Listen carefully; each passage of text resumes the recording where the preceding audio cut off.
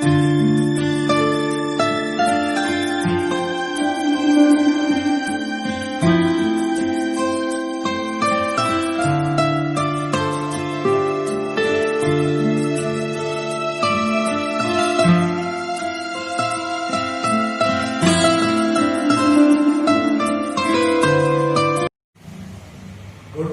Morning बालकों। आज हम कक्षा 8 विषय हिंदी विषयांक इकाई 4 उठो धरा के अमर सपूतों। उठो धरा के अमर सपूतों ये काव्य है। ये काव्य में कवि द्वारिका प्रसाद माहेश्वरी हैं। इस काव्य में कवि द्वारिका प्रसाद माहेश्वरी ने सदियों के बाद हिंदुस्तान स्वतंत्र हुआ, इससे पहले के समय में हमारे हिंदुस्तान की जो बर्बादी हुई, इस बर्बादी के बाद हिंदुस्तान को जो स्वतंत्रता मिली,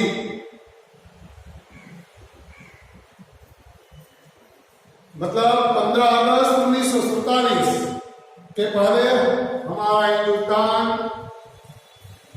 अंग्रेज की गुलामी की जंजीरों से जकड़ा हिंदुस्तान आजाद नहीं था। उस वक्त हमारे हिंदुस्तान के लोगों की दयनीय स्थिति थी। ये दयनीय स्थिति का चित्र स्पष्ट उस समय ऐसे कवियों ने किया था और लोगों को बताया था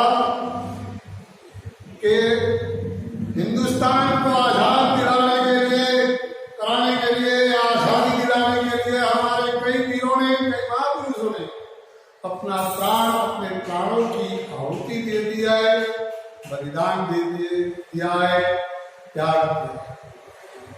यहां कवि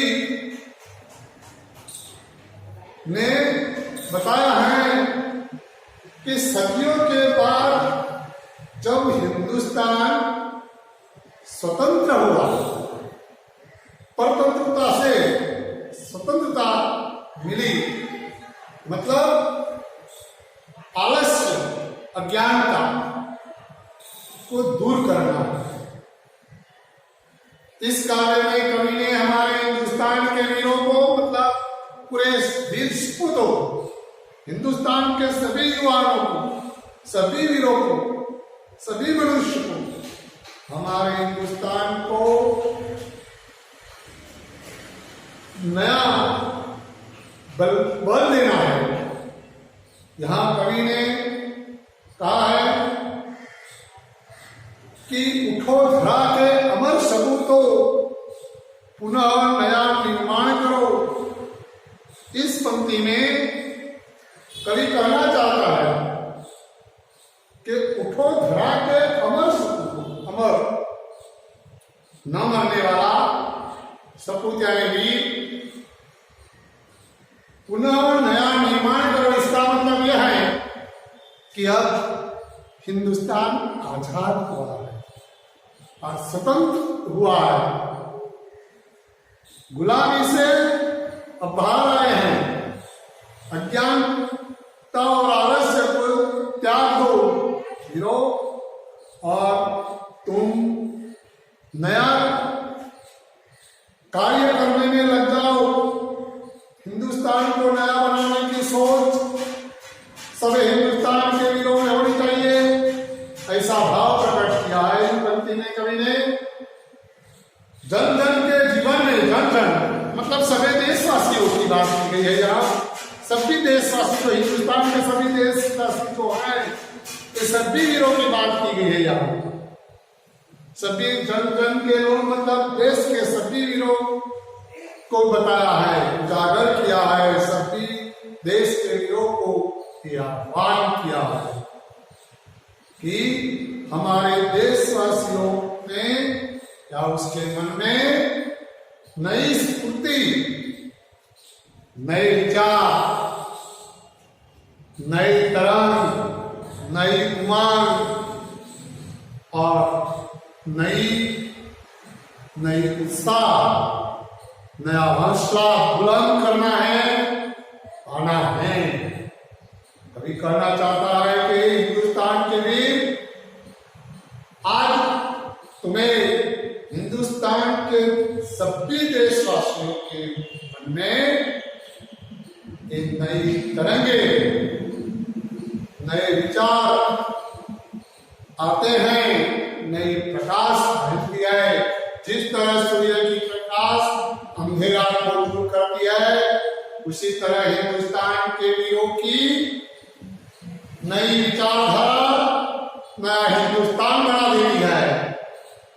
इसीलिए कवि इस पंक्ति में कहता है कि नई प्रातः है, मतलब नया सुबह है, क्योंकि कवि का कहना है कि अब स्वतंत्रता का अंधेरा मिट गया और स्वतंत्रता की सुबह हुई।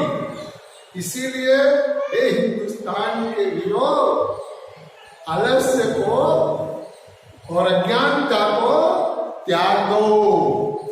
प्रातः नई बात है, नई किरण है, ज्योति नहीं। जिस तरह सूर्य अस्त होता है और अंधेरा फैल जाता है, इसके बाद जब नई सूर्य की किरणें आती है और चारों तरफ प्रकाशित हो जाता है, प्रकाश फैलता है, इसी तरह हम आज स्वतंत्र हैं। पूरा हिंदुस्तान स्वतंत्र है। हिंदुस्तान के सभी लोगों को स्वतंत्रता मिली है। पूरे हिंदुस्तान के हर देशवासी को ये स्वतंत्रता मिली है। इसीलिए उसके मन में नई आशाएं हैं, नई किरणें हैं, नए विचार हैं। हिंदुस्तान को आज पुराने से नया बनाना है, नई खोजें प्राप्त करनी है, नई आशाएं जो है और सांस भी नहीं है। इसीलिए कवि इन पंक्तियों में कहता है कि मनुष्य, तुम्हें अब अज्ञानता को भूलना है, अहंकार को दूर करना है, उसे हटाना है और नई रोशनी, नया प्रकाश पूरे हिंदुस्तान में फैलाना है। हिंदुस्तान के देशवासियों को हे वीरों, तुम्हें बताना है कि आज हमारी धरा स्वतंत्रता है, प्राप्त की है। परतंत्र नहीं है, हम किसी के गुलाम नहीं है। हमें हमारी वाणी में, हमारे विचारों में, सब में हमारी नवीनता है, नई वीणा। कवि पंक्तियों में कहता है कि युग युग के मूल्य सुमनों में नई नई मुस्कान भरो। युग के मूल्य, जिस तरह बागों में पुष्प जब तक नहीं आते तब तक ये बात कैसा करता है, और जब बाग में नए पुष्प आ जाते हैं, इसी तरह हिंदुस्तान के देशवासियों में आज नई कलियां खिल चुकी है, नए पुष्प आ चुके हैं। युग युग से मुड़ते हुए, मतलब 150 साल की गुलामी की जंजीरों से जकड़ा हिंदुस्तान के देशवासियों ने जो दुख दर्द सहन किया है, इससे आज हम स्वतंत्र हैं। इसीलिए कवि कहना चाहता है कि एक मुरझे हुए फूलों को आज हमें इस नई मुस्कान देनी है।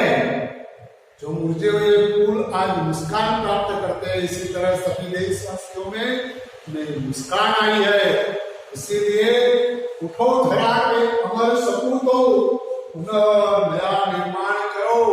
इन पंक्ति में कवि इस धरती माता के सभी युवाओं को सभी युवाओं को, सभी जन को, हिंदुस्तान के सभी देशवासियों के युवाओं को, सपूतों को ये कहता है कि हमारी मातृभूमि है हिंदुस्तान, हमारी मातृभूमि को हमें आजाद रखना है, मतलब स्वतंत्र, उसे परतंत्रता से बचाना है। आज कई सालों के बाद जो हमें स्वतंत्रता मिली है, इसीलिए कवि कहता है कि उठो धरा के अमर सपूतों, इस नए युग का निर्माण करो। यहां कवि ये भी कहना चाहता है कि डाल डाल पर बैठे जब कुछ नए स्वर में गाते, विजय कहते, हम जानते हैं कि वृक्ष पर की डाली पर बैठे जब छोटे होते हैं और बड़े होते हैं, इसके बाद ये जो विहंग है, मतलब पंखी जो है, वह जब स्वतंत्र बन जाते हैं तब वह खुद नए स्वरों में गाना गाते हैं। जिस तरह बाग में जो भौरे हैं वह गुनगुनाते हैं और पूरे बाग में वह मंडराते रहते हैं, खुले आम वह हंसते रहते हैं, इसी तरह हिंदुस्तान या के देशवासियों आज हम स्वतंत्र हैं। तुम भी उसी तरह भौरे की तरह, जिस तरह भौरे बाग में मंडराते हैं, उसी तरह पूरे देश में हम हिंदुस्तान को आगे लाने के लिए, नया निर्माण करने के लिए हमें भौरे की तरह मंडराते रहना है। ऐसी प्रेरणा कवि ने हमें दी है। जो कवि कहता है कि नवयुग की नूतन मीनारे, नया राज बलिदान भरो, उठो धरा के अमर सपूतों, पुनः नया निर्माण करो। नवयुग की नूतन मीनार मतलब जब हमारा हिंदुस्तान आजाद नहीं था, मतलब स्वतंत्र था, उस वक्त लोगों की बहुत परेशानियां थी। उस वक्त हमारा हिंदुस्तान की बहुत बड़ी बर्बादी हुई। इस बर्बादी को आज हमें नहीं होने देनी और आज हिंदुस्तान स्वतंत्र हुआ है। पूरे देशवासी, हे वीरों, जो हमारे हिंदुस्तान के जो देशवासी हैं, ये वीरों से, हमारे सपूतों से आशा रखते हैं कि तुम हमें एक नई आशा दिलाओ, नई उमंगें दिलाओ, नई किरणें, मतलब नया प्रकाश फैलाओ, क्योंकि हिंदुस्तान को हमें नई प्रेरणा देनी है, नया प्रकाश देना है, हिंदुस्तान को पुनः निर्माण करना है।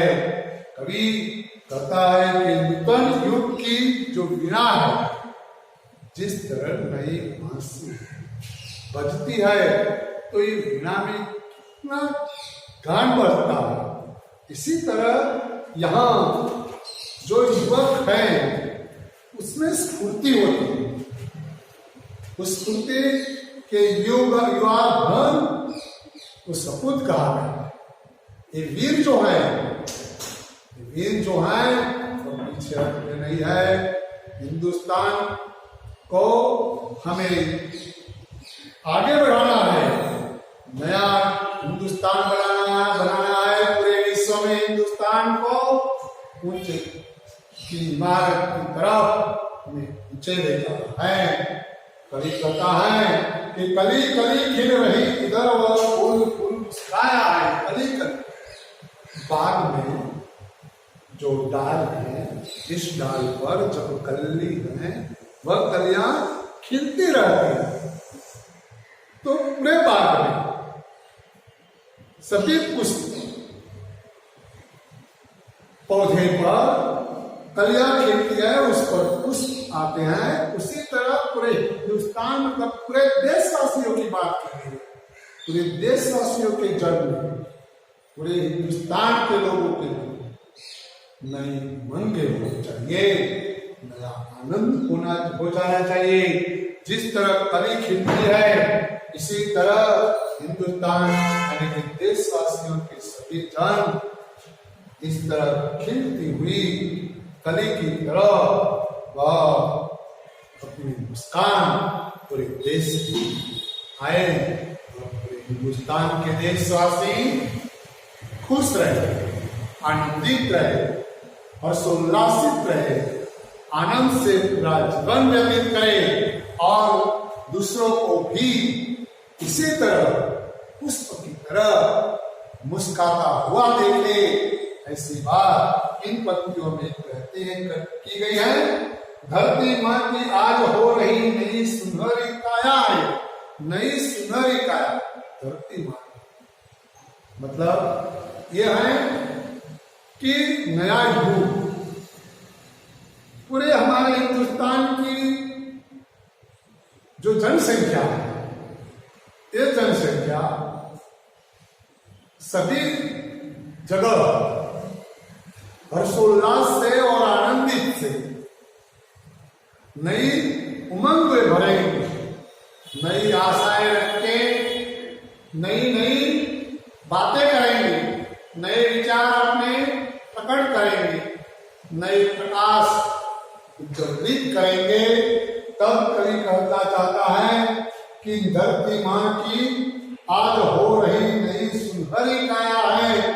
तो जिस तरह बागों में कलियां खिलती है और वह फूल मुस्कुराता है, उसी तरह पूरे देशवासी फूलों की तरह मुस्कुराए, उसकी महक पूरे हिंदुस्तान में जाए।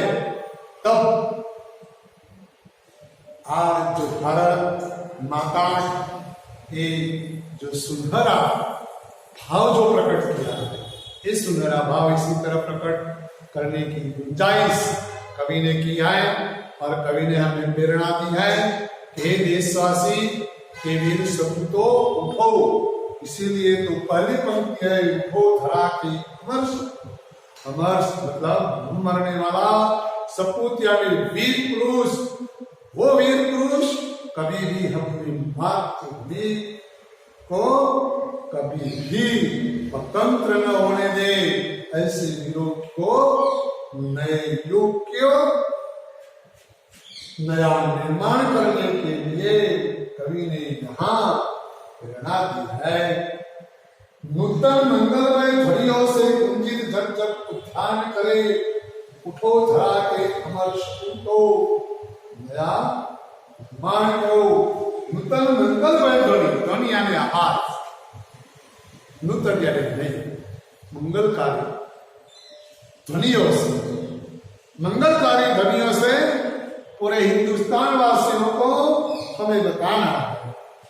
पूरे मंगलकारी जो आवाजें हैं, इस आवाज से हिंदुस्तान के वीरों को हमें कहना है कि आओ वीरों, और हमारी मातृभूमि को हमें नए युग में ले जाना है, नई बातें बतानी है। हमें आज हिंदुस्तान को नया बनाना है, उसका पुनः मतलब फिर से निर्माण करना है। कवि द्वारिका प्रसाद जी कहते हैं कि सरस्वती का पावन मंदिर शुभ संपत्ति तुम्हारी है, तुम में से हर बालक इसका रक्षक और जारी। इन काव्य पंक्तियों में कवि ने भारत के नव युवकों, वीरों, सपूतों को, सभी बच्चों को, सभी बालकों को, पूरे हिंदुस्तान के मतलब देशवासियों के बालकों की बात की गई है। हिंदुस्तान सरस्वती माता का पवित्र मंदिर है और ये पवित्र मंदिर को हमें प्राप्त किया, मतलब पूरे हिंदुस्तान के देशवासियों के बालकों को कभी पावन मंदिर मतलब पवित्र मंदिर की बात। सरस्वती माता हमें विद्या रूपी धन देती, विद्या रूपी धन से हमें जो अज्ञान लोग हैं उससे, अज्ञानता से हमें बाहर लाना है और पूरे देशवासियों को अज्ञानता और आलस्य से दूर करना है। अज्ञानता का अंधेरा दूर करके हमें उसे दीपक की तरह मतलब प्रकाश की ओर ले जाना है, अज्ञानता से ज्ञान की ओर तरफ ले जाना। कवि इसीलिए तो इन पंक्तियों में कहना चाहता है कि हिंदुस्तान में सरस्वती माता एक पवित्र मंदिर है और विद्या की धन ये हमारे हिंदुस्तान के बालकों को दिया है। ये हिंदुस्तान के बालकों को विद्या की धन को प्राप्त करके पूरे देशवासियों को अज्ञानता से ज्ञान की ओर ले जाता है। कवि कहना चाहता है कि सुख संपत्ति तुम्हारी है, विद्या की धन ये सुख संपत्ति यही तुम्हारी है। तुम में से हर बालक इसका रक्षक जारी है। कवि इन पंक्तियों में कहना चाहता है कि ये देशवासियों के बच्चों, देशवासियों के बालकों, तुम्हें सरस्वती माता के पावन मंदिर की रक्षा करनी है और उसकी पूजा करनी है। हम सब हिंदुस्तान के सभी बालके विद्या प्राप्त करने वाले और देने वाले सभी विद्या की माता जो है सरस्वती, उस सरस्वती देवी के हम सब रक्षक और पुजारी हैं। हमें जीवन पर्यंत उसकी पूजा करनी है और उसकी रक्षा करनी। ऐसा भाव इन काव्य पंक्तियों में प्रकट। कवि ने यह भी बताया है कि विद्या रूपी धन जो है ये पूरे देशवासियों को बांटना है। विद्या रूपी धन पूरे देशवासियों के जन जन तक हमें फैलाना है, तब अज्ञानता का अंधेरा दूर होगा और ज्ञान का प्रकाश बढ़ेगा। ज्ञान के प्रकाश से हमारी मातृभूमि का नया निर्माण होगा। सत सत दीपक जला ज्ञान के इन पंक्ति में कवि यही कहना चाहता है कि विद्या रूपी धन जो वह धन वो ज्ञान है, वह हमारे देशवासियों के जो भी अज्ञान लोग हैं, जहां तक विद्या नहीं पहुंचती तब तक वहां तक हमें इस विद्या को पहुंचाना और ज्ञान का दीपक फैलाना है। ज्ञान का दीपक फैलाने से पूरे देश से अज्ञानता दूर हट जाएगी और हमारी सरस्वती माता की पवित्र मंदिर की रक्षा हो पाएगी और पूरे हिंदुस्तान का फिर से नया निर्माण होगा। नव युग का आह्वान करो।